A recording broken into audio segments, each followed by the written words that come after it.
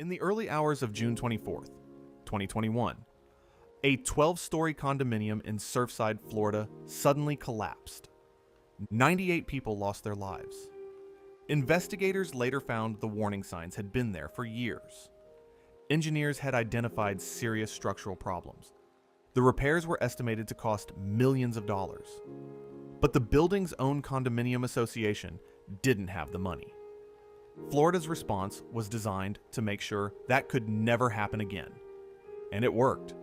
It also triggered one of the biggest financial shocks ever to hit Florida condo owners, forcing hundreds of thousands of people to pay for decades of deferred maintenance almost overnight, freezing thousands of buildings out of the mortgage market, and helping push prices down across an entire segment of Florida real estate. This is the story of what happens. Florida had a problem that most people never knew existed. Condominium buildings are supposed to build reserve funds. Think of them as a savings account. Money set aside to replace roofs, repair concrete, upgrade elevators, and fix major structural problems. But for decades, Florida law allowed condo associations to vote to waive those reserves. Keeping monthly fees low made buildings easier to sell. Owners were happy because their condo seemed cheaper. Board members were happy because nobody likes voting for higher fees. The problem was that the repairs never disappeared. They were simply pushed into the future. It's the same idea as a government refusing to fund its pension system. Surfside became the moment Florida could no longer ignore it.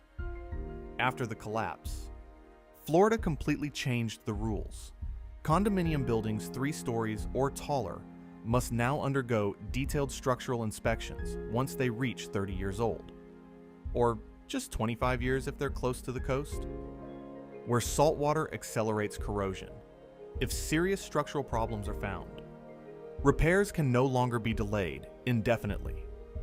The deadline for these new financial requirements arrived on January 1st, 2026. That instantly exposed a reality many buildings had quietly avoided for decades. Roughly 900,000 Florida condo units suddenly faced a simple question. If the building never saved the money, who pays now? The answer wasn't the state. It wasn't the developer. It wasn't the insurance company. It was the owners. The mechanism is called a special assessment. Think of it as an emergency invoice. Instead of paying gradually over decades through monthly condo fees, every owner receives a share of the repair bill all at once. And those numbers can be staggering. At Miami's Palm Bay Yacht Club, owners collectively faced a $46 million assessment, leaving many individual residents responsible for somewhere between $140,000 and $175,000 each. Median condo fees across Miami-Dade jumped nearly 60% in just 4 years. For retirees living on fixed incomes, the result isn't simply a higher maintenance fee. It's a financial obligation that can exceed the value of the condo itself. Mortgage giants like Fannie Mae maintain lists of condominium buildings that don't meet certain financial and structural standards. Right now, roughly 5,000 Florida buildings are on that list. If a building ends up there, many traditional buyers simply can't obtain a conventional mortgage to purchase a unit. That dramatically shrinks the pool of potential buyers. Some pre-1990s Florida condos are now selling 20 to 30% below their 2021 peak.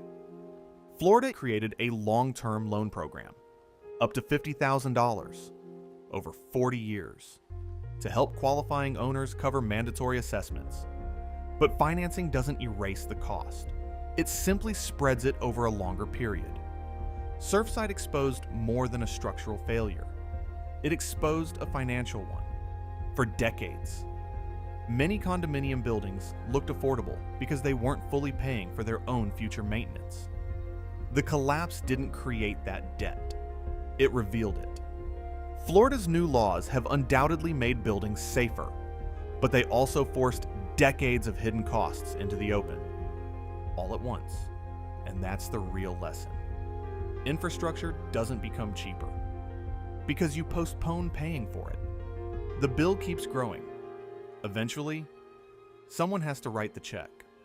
In Florida, that someone turned out to be the people who happened to own the condo when the deadline finally arrived.